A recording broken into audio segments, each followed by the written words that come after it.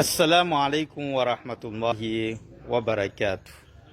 Amin'ity androany ity inshallah antsika dia iresaka fanazavana tsotra, fohy, mazava momba ny fiafarantsika eto ambony tany sy ny fiverenantsika any amin'ny tompo Zanahary. Ny teny manampahaizana anankiray. Na de maro tahaka ny ahoana aza ny fiara eo ampelantananao fa ny vatapaty ihany no hitondrananao any am-pasana rehefa hiverina amin'ny tomponao.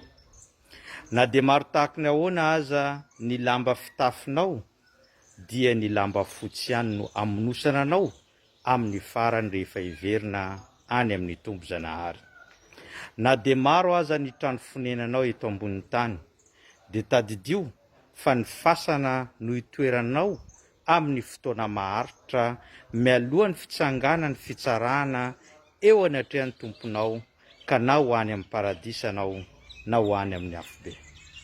Ary na de maro aza ny havanao, ny sakaizanao, ny olontianao de tadidio fa ny asa soa zay nataonao tety ambony tany ihany no mahavita miaro anao sy miaraka aminao ao anatin'izany fasana zany, ary izy no antony lehibe hidiranao any amin'ny paradisa. Noho izany, aza manambony tena anao amin'ny fiainana, na de manana tahaka ny ahoana anao fa ireo no fiafaranao rehefa tonga ny fotoana hiverenanao. Aza manambanimbany ny hafa, aza miteny hoe zano be fahaizana indrindra eto ambony tany, zano be fananana indrindra eto ambony tany, zano mahay indrindra eto ambony tany, zano tian'olona indrindra eto ambony tany. Aza manambany ny hafa ary aza manambony tena fa na de tahaka n'inona voalazanao de hipetraka hitoetra ao anatin'izany fasana izany.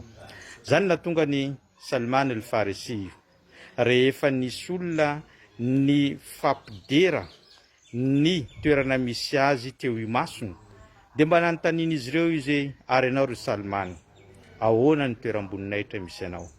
De namaly izy, zaho izy tsy mirehareha amin'ny fiaviako, tsy mirehareha amin'ny foko misy ahy, ary tsy mirehareha amin'ny fananana zay nanako, fa zaho kosa mirehareha amin'ny finoana sy ny finoako ny tompo Zanahary, ary fantako tsy maintsy any no hiverenako. Ary rehefa maty zaho izy de lasa maimbo, lasa fofona maimbo, ary tsy vitan'izany ho rava avokoa ny hatsaran-tareko, ho rava avokoa ny nofotra, ary ho lasa maimbo, ary tsy vitan'izany hivadika taolana sy hivadika vovoka, ary tsy misy tapitreo ny tantara momby anao. Ka tsy tokony hanamboniko tena, irerehako manoloana ny hafa izany fananana sy izany voninahitra zay azoko eto ambony tany. Fa ny zavatra tokony homaniko de ny fiverenako any amin'ny tompo Zanahary. Zay ihany koa no hafatra atolotra ho antsika hoe miomana mandrakariva fa tsy fantatra oviana hiverenantsika any amin'ny tompo Zanahary. Zay no fampatsahivantsika tamin'ity androany ity. Abonnez-vous, partagez-vous ary atao j'aime fa mbola maro ireo zavatra zay hozaraintsika eto. Wassalamu alaikum wa rahmatullahi wa barakatuh.